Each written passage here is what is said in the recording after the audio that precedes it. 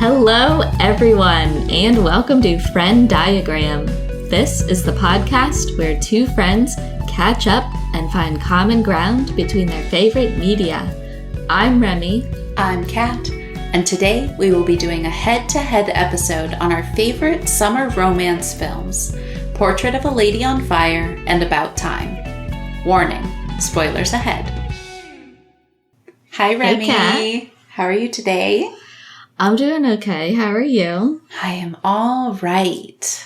I have to get up really early tomorrow morning to catch an early train to Pennsylvania. Very nice. Will and I are going to go to Corey and Cassie's house because they're having their extended wedding celebration for all of the extended friends and family and all of that jazz that weren't at the wedding. Type yeah, thing. like Cool. a wide release reception, if you will. I love that. That's awesome.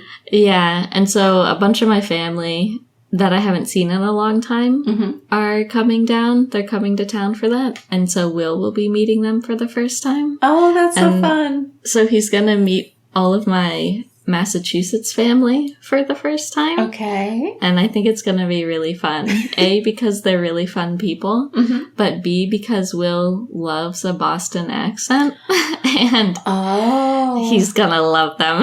Does he like to do a Boston accent? Does he have a really good Boston imitation accent? No, he can't grasp the difference between an Australian accent and a Boston accent. Like, he insists Nicole Kidman sounds like she's from Boston, and I'm like, you simply don't know what you're talking about.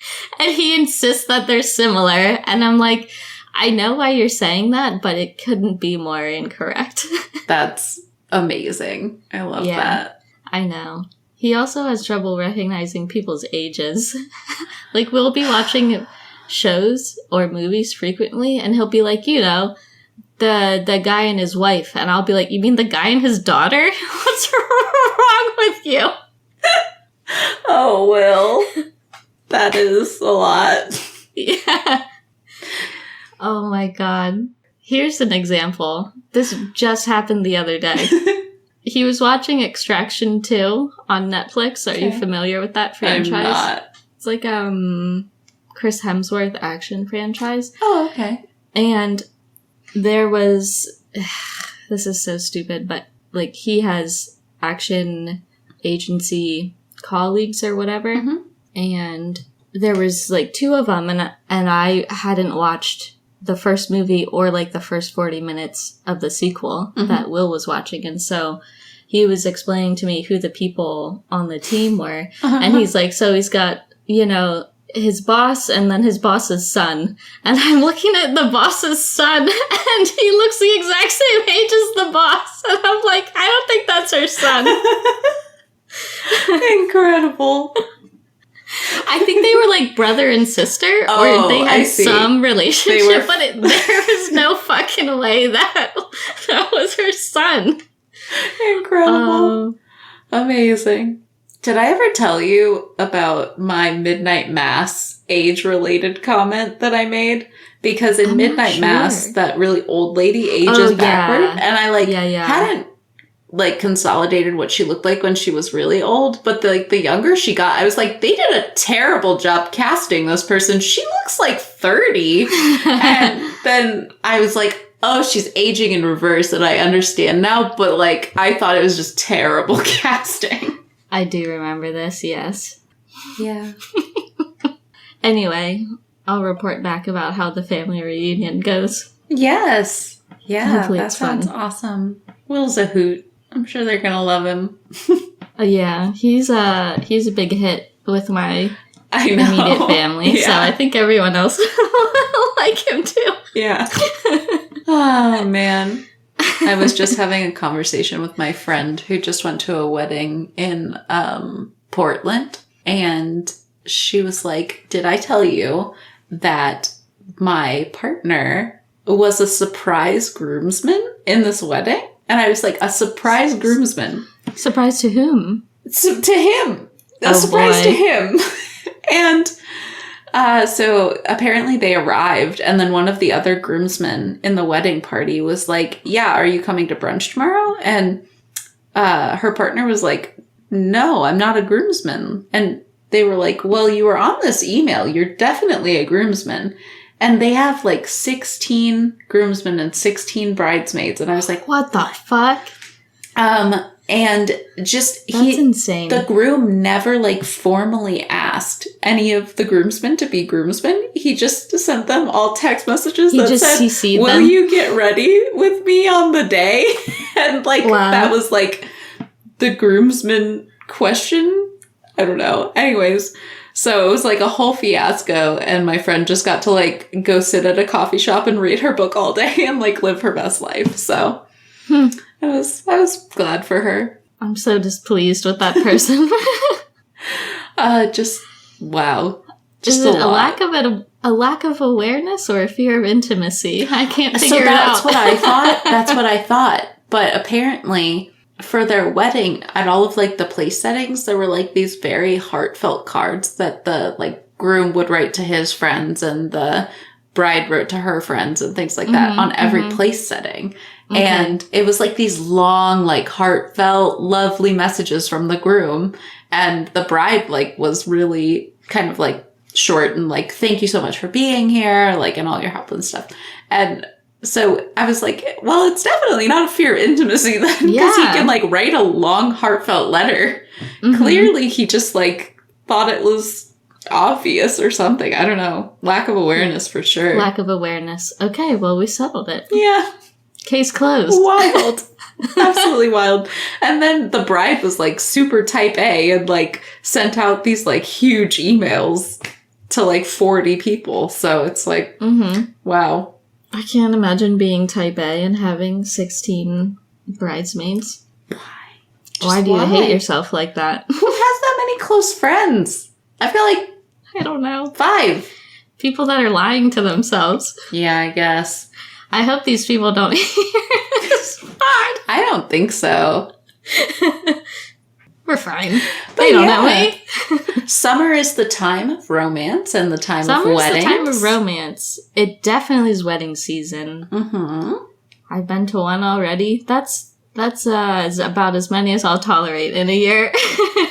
I have been to 0. I was supposed to go to one and then I had to cancel, but oh right, it was a real bummer. Yeah. Do you like going to weddings? I don't know. I haven't been to very many. I always cry at them, regardless of if I know the people well or not. Like anytime anyone's doing vows and exchanging like intimate, lovely words, I'm always like sobbing. Unclear why. Yeah. I think it's something about the energy in the room. Like, I think I'm, like, picking up on, like, high emotion, and then I start crying. So, it's a good experience. It's cathartic.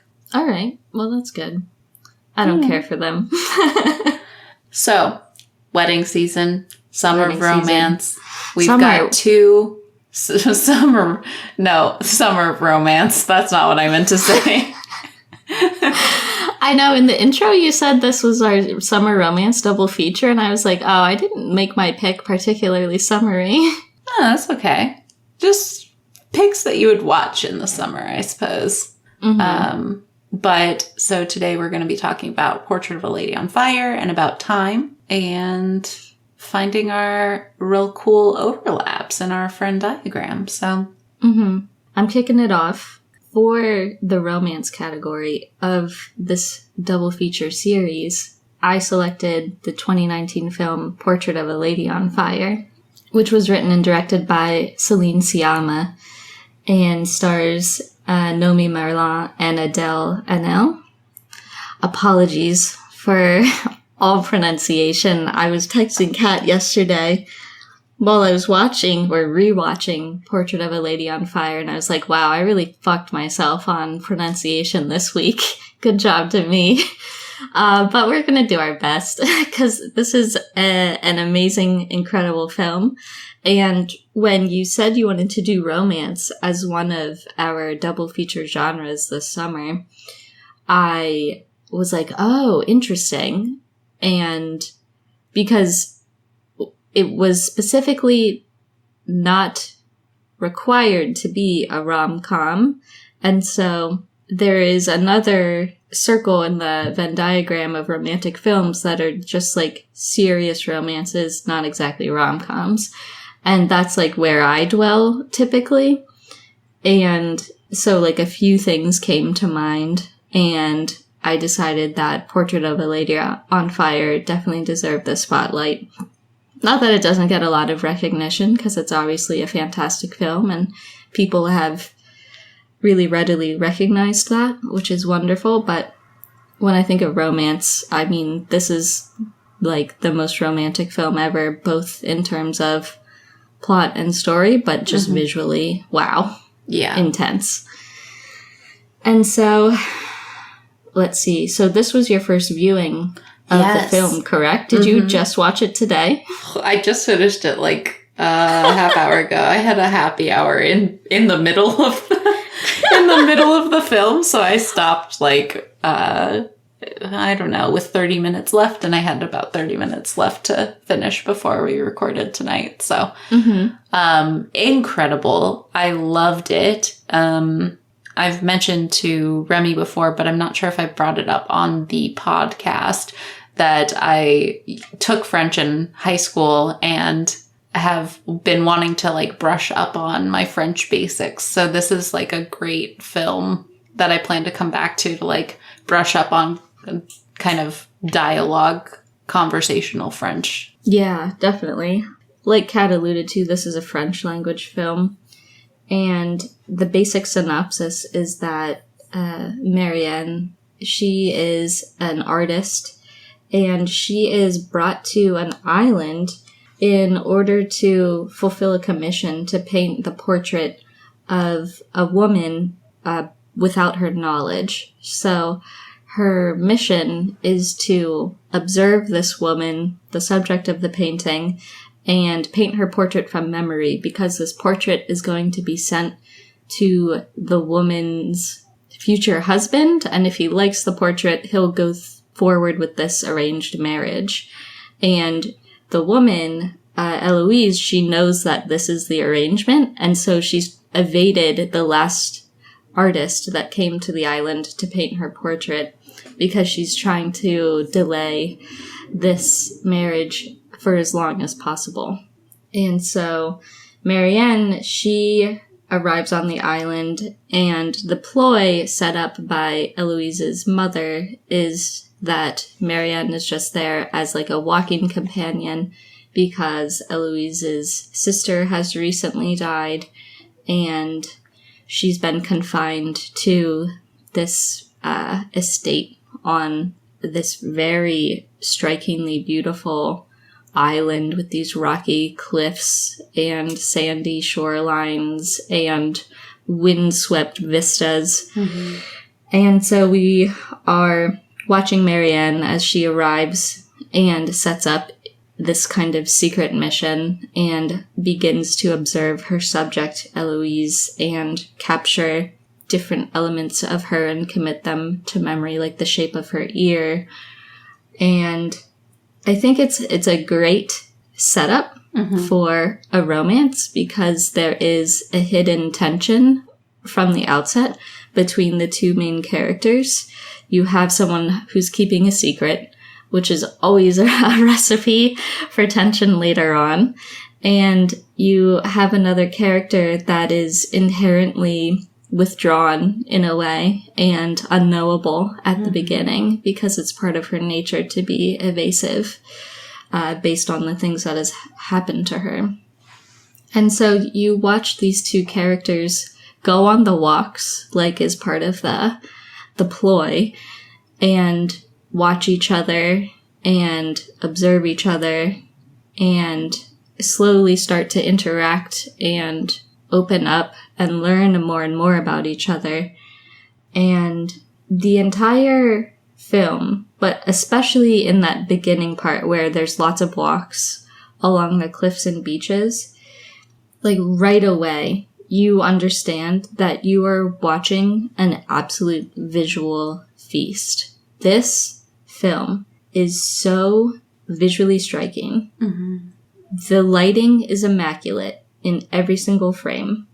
The shot composition by Claire Mathon is impeccable. Every frame is gorgeous. There is beautifully rich use of color and just a perfect employment of a naturally striking setting and striking actors, all working in concert together to construct this story and construct this feeling of intense emotion and fluid dynamics between these characters.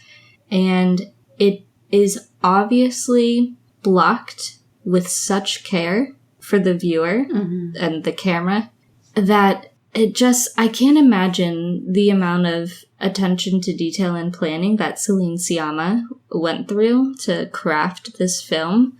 But I'm so glad that she and Claire Mathon are getting the recognition for it, because it's just immaculate. Like, everything about it is perfection. It's incredible.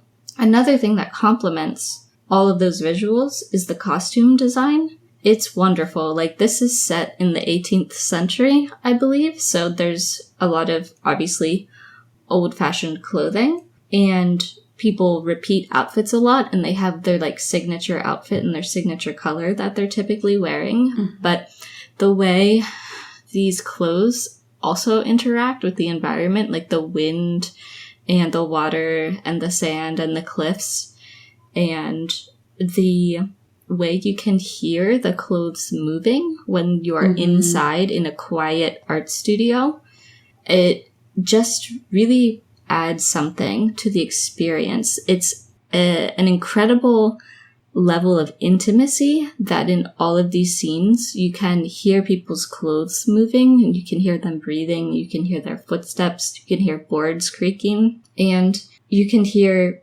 the wind and moving Eloise's walking cloak. That's my favorite piece of the entire film. Her walking cloak is incredible. It's amazing. Dorothy Guiraud, she did the costumes, so shouts to her for finding that cloak. Wow, it's stunning. Yeah. But like I said, you can hear all of that really nuanced, intimate soundscape of the film because there really isn't a score. I don't know if I noticed that the first time I watched this film. I don't remember when I first watched it. Unfortunately, it wasn't in theaters because this was the next film on my list to go see at the cinema when the pandemic started. And so that never happened. But man, could you imagine seeing this on a big screen? It's got to be incredibly arresting. Maybe one day I'll be able to see like that last scene. I think would be amazing in a theater, like because of the intense like music in that last scene, and like just imagine it like filling a screen, just gorgeous. All of it, especially the beach. Everything on the beach, I just want to see as big as possible. I hope that you have like a big home theater someday, and you can that's just like have a big old screen and like a projector. Both Will and I really want to do that. That would be so cool. It's at the top of the list. But yeah, I think it was like an extremely interesting choice not to have a score for this film, because when you think of a huge sweeping romance, you think of like a big building score, like soaring strings and all of that like romantic type of thing, piano, the romance instruments. But this totally doesn't depend on music whatsoever. Like, it has a few diegetic pieces of music, which are employed with meaning to great effect. And they're clearly well thought out, and I think they're applied wonderfully. But I just think it is such a confident move to be like, I don't need the score. I'm gonna rip your heart out without it. Yeah, and also I think that you're absolutely right with what you're saying about all of these intimate sounds that you get without the score, right? Because not having a score doesn't cover up all of that additional sound. And that's something that I really liked about this film, because I am very aware of when scoring is intentionally used and intentionally not used. And that was one of my first things that I like clocked about this film, and I loved. I was so excited about it. Yeah. Because I noticed like all of these really quiet, lovely moments of just like looking at one another. And I was like, I'm like goosebumps everywhere throughout the whole film. Loved it. Right. And I think it also goes hand in hand with something that you brought up earlier, which is that this film is amazingly paced. Not just in the dialogue, but in all of like the scene transitions as well. Yeah. In that you have so much time to think over what you're looking at, what you were just looking at before, how those things relate, how the dialogue relates, what is the subtext of what people are saying. And the subtext in this film. Subtext is so good. Good. I'm obsessed with excellently executed subtext. This is a masterclass. Yeah. And it wouldn't work if you don't have the time to think about it, if you don't have the time to think it over. And those like long lapses of just diegetic sound in between scenes where there's no filler with score, you can think about all of that. You can look into a person's eyes and be like, oh, I think they're thinking this. And I don't know if that's something you can teach. I don't know anything about teaching film, but I just think Celine Sciamma, she truly understands pacing. And it is a masterclass in how to have thoughtful pacing where people are engaged and understanding exactly what's going on. And the camera's lingering, too, with that pacing. Like, the final scene goes on for just, like, it's like the same shot, and you're kind of, like, just focused on a single person, and you're watching them react to something that's happening. And I love it. It is the most beautiful scene, and it goes on for such a long time, but you're just like watching emotion like morphing on this person's face. And it's the most beautiful. It's so amazing. I love it. It's amazing. Yeah. I fucking love that final shot. But yes, it's a static shot, I believe. There might be some slow zoom on it. I don't remember, but I think it's mostly static. Yeah. You're just locked in on Adele Haenel's character, Eloise. And you're right, you're just watching her take in this symphony, which has such deep meaning, and that you can readily recognize has deep meaning because there's only 2 other songs that happen in the film, and this is one of them, from a very important, intimate moment. And her acting, that was actually going to be my next topic anyway, is how great the acting in this film is, both by Nome Marla and Adele Haenel. Incredible. They're both like perfection. And I suspect if you're like a native French speaker, you're probably even more blown away by their acting, because the dialogue is so purposeful and well paced and well delivered.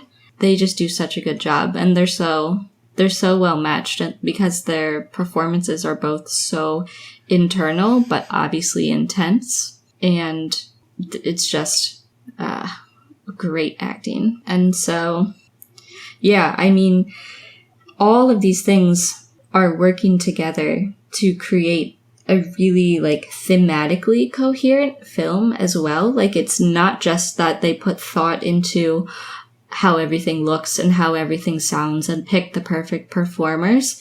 The construction of the story is like really thematically rich in that you're constantly revolving around central themes of seeing, observing, and remembering a subject, namely a lover, and the different ways that all of these 2 characters' actions are always that, like, either observing or remembering this love. The construction of the story, in essence, is actually like a recollection of this time from Nome Marlan's point of view, or from Marianne's point of view.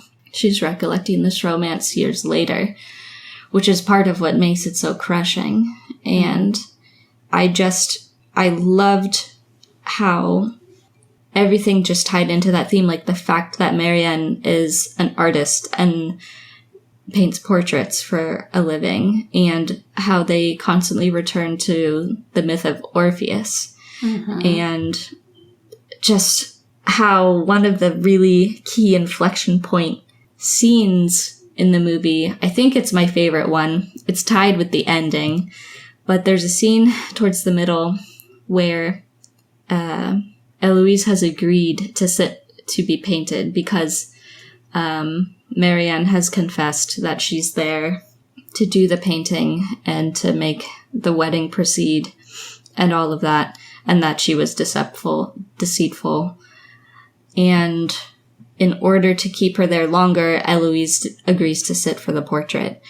And so that allows them to have the scene where we're watching Marianne work on the portrait, and we see a really interesting scene where Marianne is talking about how basically she feels bad for Eloise, you know, like having to pose there, but the subtext is that she feels bad for her situation in general, and she like gives 3 examples of Eloise's mannerisms that she has like memorized because she's been observing and watching her so closely.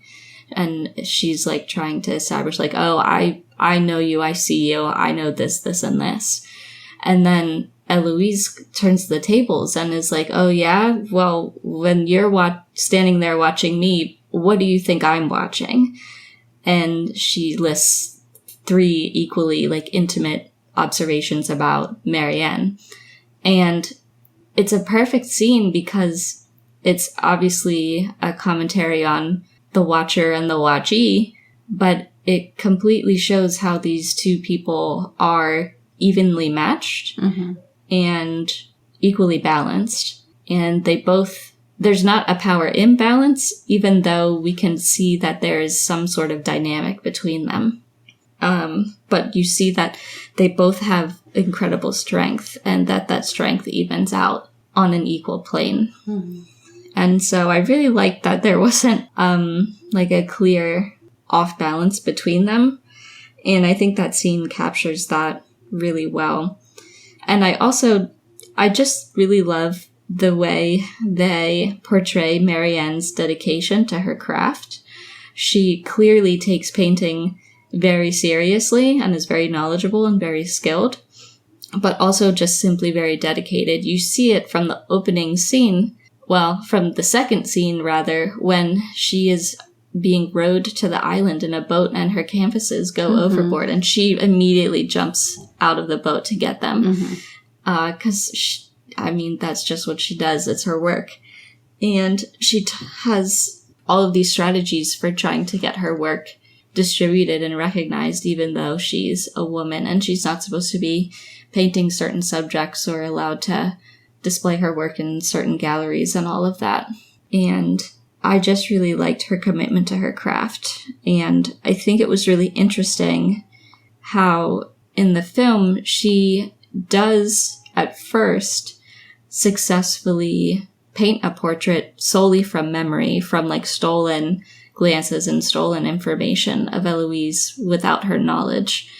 In that original portrait, it's interesting because when Eloise first sees it, she doesn't really recognize herself. She like asks like, is this of me?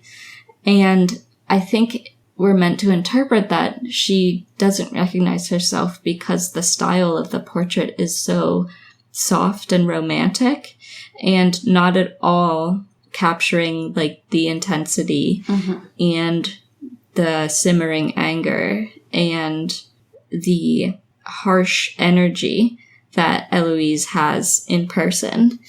And when we see the eventual second portrait, it captures her likeness much better in a style that's much more suitable to her energy. And I liked seeing that progression from that first like soft, conventional type of portrait, because Marianne like tries to defend it like there are rules and conventions you have to follow.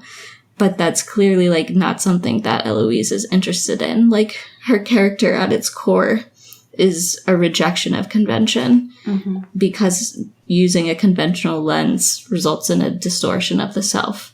And she's not interested in having herself or her personality distorted in that way, even when she's confined by rules of society. And so I just think it's a beautifully crafted narrative with well-executed themes. And I love how it all culminates in an emotionally devastating ending. And I think it's particularly devastating because it ends with, like, a combination of 3 major emotional hits. So the first big hit is when Marianne is leaving the island finally. Her commission is fulfilled, and Eloise now has to go be married, and she's in her wedding dress. And Marianne is leaving the house and about to walk out the front door, and Eloise tells her to turn, which harkens back to their discussion of Orpheus and why he turned around. And it has to do with, like, the relationship of memory of love. And Marianne turns around and sees her, and then the door shuts and the lights fade, like the visions that she'd been seeing previously. So we finally see that vision fulfilled in real life, and it's obviously very devastating. And then we see, with the help of a voiceover, I believe, years pass, and Marianne is in a gallery where she's displaying some of her work, but she also happens to see a new portrait of Eloise and her child. And in that portrait, you can see in her hand, she holds the book at the page. That is, like, significant from an earlier scene. And I absolutely love that part. That's like the second hit. God, that's so good. And it's so in character, too, of, like, defying that convention and, like, kind of saying, fuck you. And putting out that secret message forever. Yeah. I love that. I love it. It's amazing. What a detail. And then finally, the third hit is when Marianne sees Eloise at the symphony and observes her taking in the piece that Marianne played for her on the piano / other instrument years and years ago, when they first were, like, actually kind of warming up to each other. It was, like, one of their first really warm interactions, and I suspect it is the unconfirmed, like, first time when Eloise wanted to kiss Marianne, which Marianne asks her earlier, but I don't think she ever gives an answer, and I think that's the actual answer. And I think that's why, one of the reasons why she has such an emotional response, like you described, unfolding on her face over that very long held shot. And the acting in that scene is stunning. It's impossible not to cry during it. And it's just brilliant. And you're ending on this huge musical climax in a film that has had basically no music, and this huge emotional climax. And it's this third hit in this heartbreaking sequence of events that is both sentimental and that you love that both these people clearly cherished what they had and they remember it and they'll never forget it. It'll be in that painting forever. It'll be there every time they hear that song. It'll be woven into their lives as long as they have memory. And it's just a poetic way to end a sad story in a way that still makes you feel happy and sad at the same time.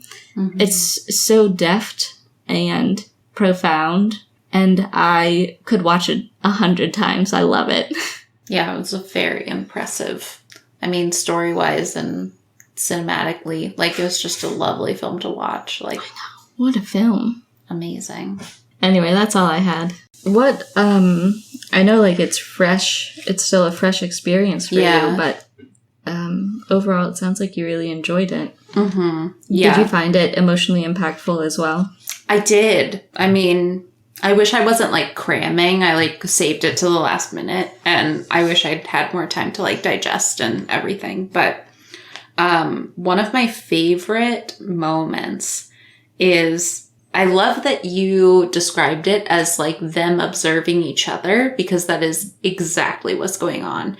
And one of my favorite moments is when they are, I think they're on the beach, and there's this perfectly timed head movement where it's like, I was just looking at you, and then I turned my head away really quickly as she was turning her head to look at her. And it is like, I don't know. There was just something about it where I was like, that's exactly what it's like when you've, like, got a crush on someone, or you're, like, trying to, like, suss someone out, and you, like, don't want them to catch you looking at them. It's incredible. So good. And there was, like, some really great dialogue, and I would love to look at, like, the physical transcript of the dialogue, because I'm curious if, like, certain technical things change with the language that they refer to each other with.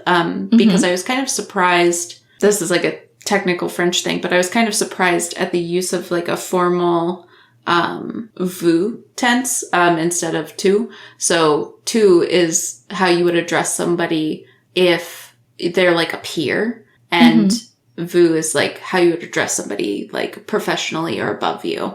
And I'm curious if that changes as they, like, know each other better.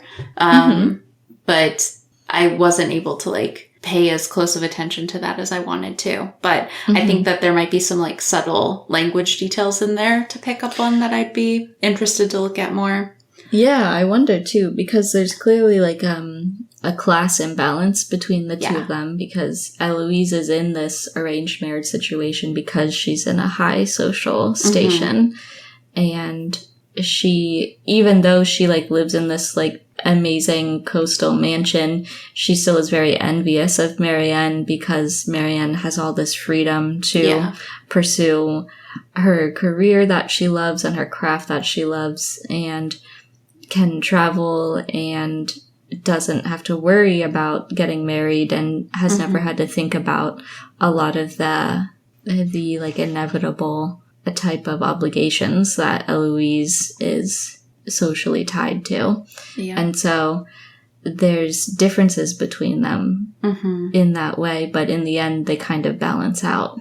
Yeah. So yeah, I wonder how that's expressed in the language. And then I just really liked one line, like, stuck out to me. There's this conflict that happens where I just think it's one of the best scenes in the film, where their time is kind of coming to an end, and the mother comes back the next day, and it's like the end of this, like, really beautiful time that they've spent together. And Eloise says something along the lines of, now that you possess a part of me, like, you think that you can hold a grudge about what's happening, and, like, you blame me because I have to get married.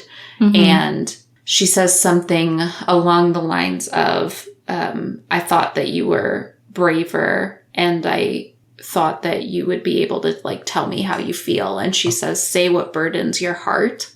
And I just thought that that was, like, such a beautiful line. I don't know, it just, like, stuck with me as I was, like, watching the rest of it. And yeah, the acting in that scene is incredible. But yeah, I just really enjoyed it. I'm glad that you suggested that for this double feature, because I have not gotten around to watching it in the last, like, 3 years or so, and it's a real shame.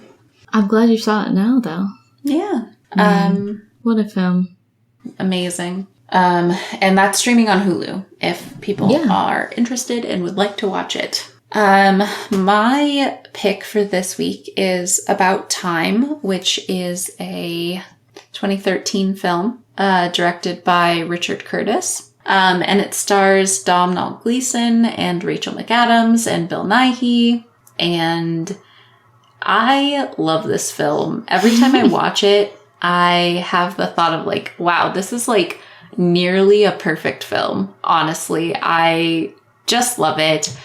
it's not as impressive in terms of like cinematic quality necessarily. Like it's not a very like artistic film, but in terms of films that like lots of people have seen and is like more of like a film directed at a general audience, I think that this film is just perfect. So the basic premise of the film is that our main character is Tim, and he's played by Domhnall Gleeson, and he turns 21, and at age 21, his dad comes and has a conversation with him and tells him that he and all of the men in their family have the ability to travel in time. And basically they have this conversation, and it's this really cute interaction where Tim doesn't believe that he thinks his dad's playing a joke on him. And he's like, of course, if I go stand upstairs in a closet and try to travel in time and then I come back down, you're going to be it's so much trouble. And it turns out it's true. He can travel through time. So specifically by going into like an enclosed space. Yeah, a dark enclosed space, and focusing on where in time he wants to go. Okay. And the conditions of this time travel is that he can only go places where he remembers having been, right? So like he can't go back to World War II and kill Hitler or something. Like he has to specifically go to places and times in his life. And so as a 21-year-old man, when asked what his goals for using this time travel to do, or like what he wants to do with his time travel ability, he says, I would like to use this to help me get a girlfriend. And so he kind of uses his time traveling to perfect this relationship with a woman named Mary. And we kind of see him like alter the course of their relationship through different decision points throughout. And we kind of watch this film and we follow him over the course of many years, over the course of this relationship with his partner, but also how he uses his time travel in relationship to his family as well. And while this is like a romance in like the traditional sense and kind of like a rom-com type movie, I would say that the main focus and the most hard-hitting moments of this film are family-based, and specifically like the relationship with his sister and the relationship with his dad are, I agree. Where you're seeing like a lot of this love, and I don't know, it's just like such a beautiful movie about family. And I like, when I think about this film without having just seen it, I'm like, yeah, this is like a romance movie, of course. But then when I watched it at 5 a.m. this morning again. And so I started my day with a real good cry. Like we just get to see such a lovely family, and Tim's interactions with each of his like important people. Yeah. When I think of this movie, I think of Bill Nighy breaking my heart. For sure. So, I mean, it's a very simple plot. I mean, he gets the girl, they live a happy life, they get married, and we kind of just see their lives play out from there. And there are like multiple kind of important moments in the film, namely that there are all of these conditions with the time travel once you start having a family. So once he starts having children, if he goes back past the birth, the like child is a different child. And so there are these major sources of conflict for Tim where he might want to go back and change something for one of his loved ones, like his sister or his father, but he can't, because he can't go back past the birth of his children. And so every new child that he has is like a major inflection point in his life. But just wonderful film. I would say that my favorite aspects of in terms of like my favorite parts of this film, it's just very, very wholesome. I love all of the interactions that you get to see between Tim and his family. We have some really nice interactions with Uncle Desmond as well, who's just kind of this Uncle like Desmond. goofy guy. So sweet. He's so sweet. And namely, a lot of this like wholesome energy is coming from Bill Nighy's character. Yeah. Who's just this wonderful father figure. I want Bill Nighy to be my dad so badly. I know. He's so funny. In the So first funny. 10 minutes of the film, He's so funny. my favorite line in the whole movie is when he's explaining this to Tim, and he's like trying to figure out how to start the conversation, and he says, "Get ready for spooky time." I think about that line all the time. It's just like playing on a loop in my head right now. So funny. Amazing. That's gonna be like my spooky season quote. Like, get ready for spooky time. And so he's hilarious. He's very wise throughout the film. Yeah. Like, you get these like very knowing looks of like every time Tim goes back in time, you can kind of see his dad react in a way where he knows that his son has gone back in time, and that's why weird shit's happening. It's incredible. He doesn't even need to use words to express that. Mm-hmm. And also he has all of this like really good advice about like using the time travel, and also he has this wisdom to let Tim make his own mistakes with the time travel, and doesn't tell him how to use it, right? And then obviously Bill Nighy has some like really heart-wrenching and heartbreaking plot points throughout the film. So one of my favorite moments where Bill Nighy makes me cry is the wedding speech. Oh where my God. He's like, his son got married to Rachel McAdams' character Mary, and he gives the best man speech. And at the end, he's like, I don't know, I really wish that I'd said I love you in the speech to his son. And his son's like, oh no, don't like worry about it. Like, you don't have to like go back in time and do the speech differently. But he does anyway. And he says that he has only loved 3 men in his life, and one is like an actor, and then the other one's Uncle Desmond, and then the third one's his son. And it comes back later when we find out that Bill Nighy's character has cancer, and we speak with Uncle Desmond shortly, and he says, I really loved, or it might have been at the funeral, but he says like, something about how Bill Nighy's character said that he loved him and how that was the best day of his life. And it's just like fucking hits so hard, and it's so sad.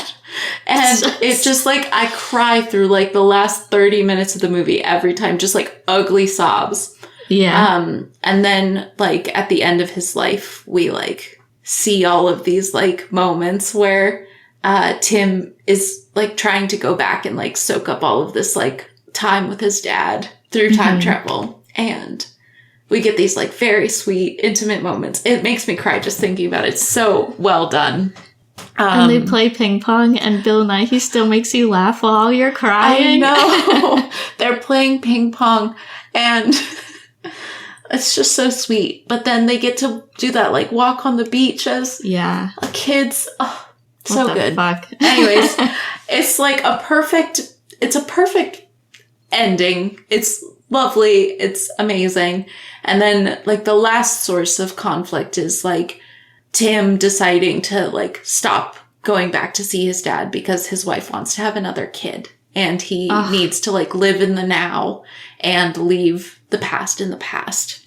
Right. And we see so much growth from Tim throughout the film. Like, we see him acting like a 21-year-old who's like trying to get the girl and like trying to be perfect and really impressive. And so he'll do something silly or like knock over a drink or a table or something and then go back in time and not do that. And so we get to see him like do all these silly, insignificant type things. But then he grows to just accept life the way that it happens. And he doesn't travel back in time anymore. And he doesn't try to change anything. And I love that we get to see that growth from him.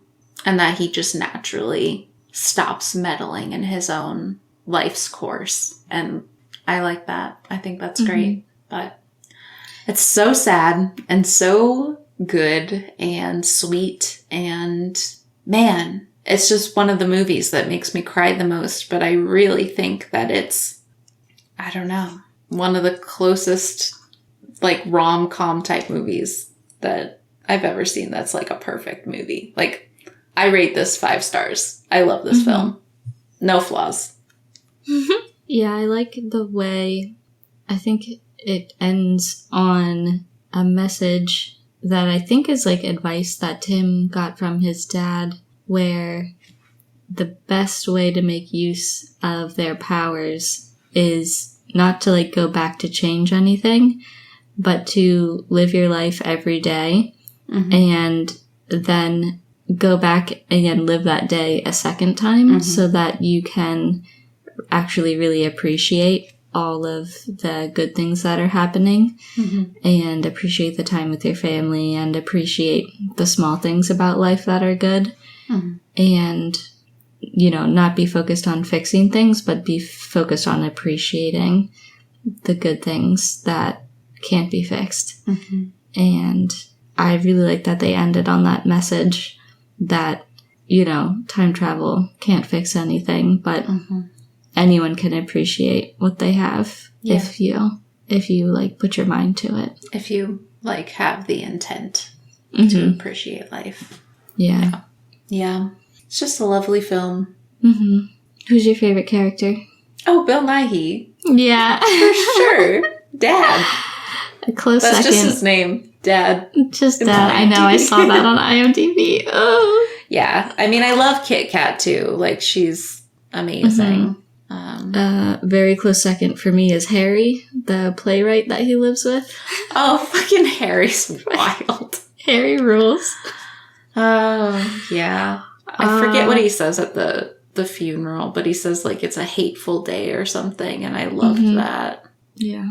Yeah, he's funny. He's like, I love when he meets Tim for the first time, and he's like, I never really liked your dad. There's something weird about him. Yeah, Harry's good. Jay's funny.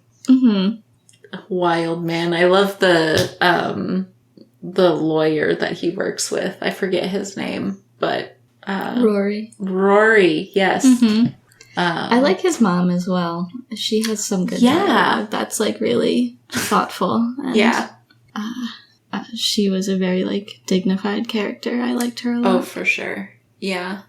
I love her initial conversations with Mary and like when they're having tea on the beach and she's talking about just their family and they're getting to know each other. I like that scene a lot. Yeah. Yeah. The mom's funny. What a nice little family. Yeah. Yeah.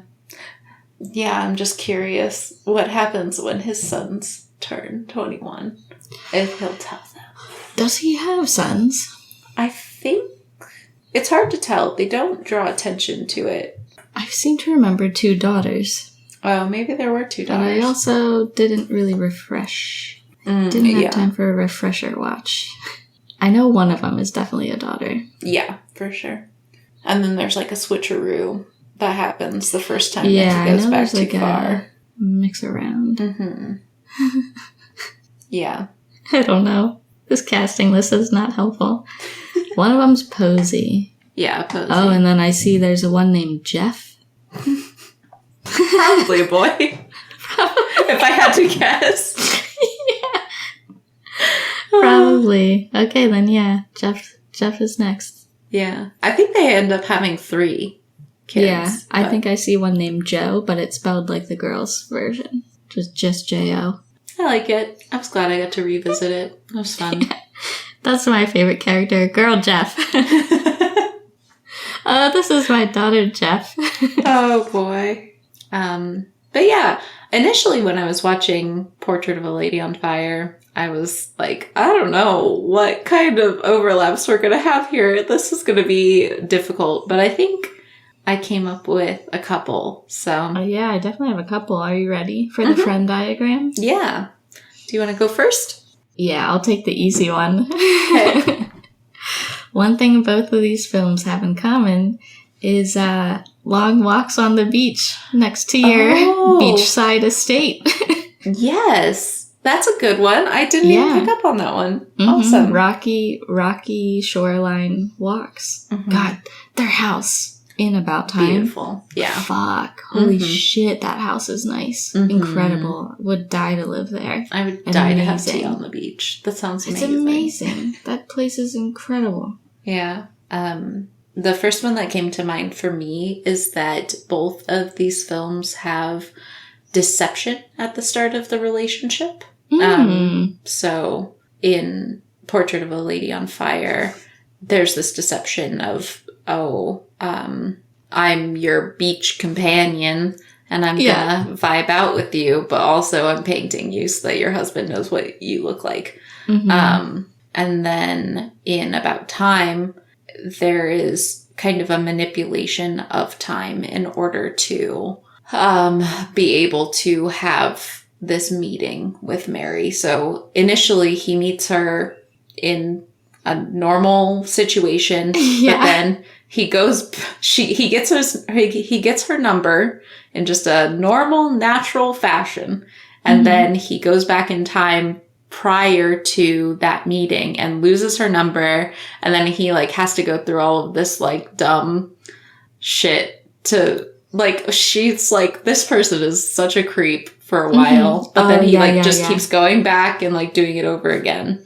And so there's just this kind of deceptive and artificial start to their relationship, which feels kind of weird because he tried to meddle. He kind of messed it up for himself. And now he was just trying to get back to that point. So, yeah, that's a good one. Initial deception. This one's a little bit looser, but I think that they both deal with traveling back to places and times that stick with you. In memory. Obviously, in About Time, that's the device for time travel is he has to remember it to go back to it. But the entire film of Portrait of a Lady on Fire is traveling back in time to Marianne's memory of these events. Yeah. And you kind of end up in the same place with both of those films where I think... to me, the takeaway from both of them is that you should cherish those memories that you have and cherish the time that you have with people you love while you have it, even when it eventually slips away. Yeah. Yeah, I didn't think of it that way, but my overlap is very similar to that, where I said that it ends with leaving the past in the past by choice. So they choose to... in terms of the Orpheus subtext, I guess, parallels is kind of what I'm trying to say, where she says turn around and that's their last moment, and it goes back to that conversation of maybe Eurydice intentionally told him to turn around so that he could remember her the way that she is.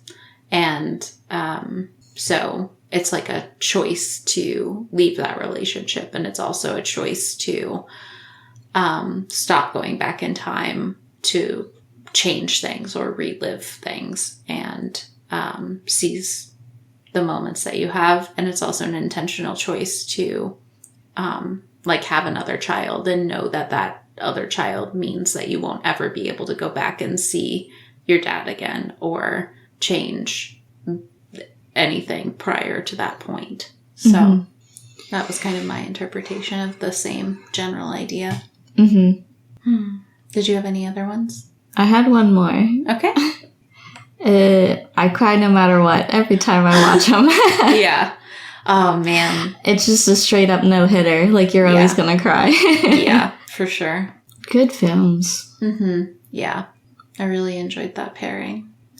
And then I guess our last order of business is discussing our picks for our next Summer Movie Club movie pairing. Mm-hmm. And so the theme for our next head-to-head episode will be popcorn movies. So summer popcorn films. And do you want to say your pick first, or should I go first? I can go first. Okay. My pick for summer popcorn movie is the 1990 film Tremors, starring Kevin Bacon.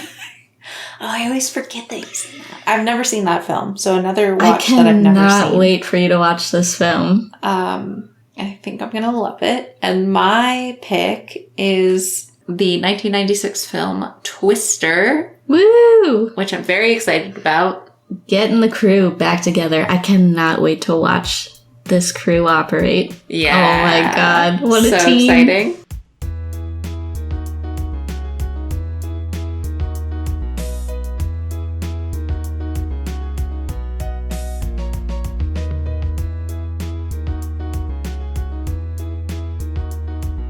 Thanks for joining us this week on Friend Diagram. Thank you to Tyler Seek for the creation of our intro and outro music. Did you take any of our recommendations? Have any thoughts on the show? Let us know at frienddiagrampod@gmail.com, and we might read your email on a future episode. If you can, please take a moment to rate and review the show on your podcast app of choice, and we'll see you back here, same place next week. Bye for now.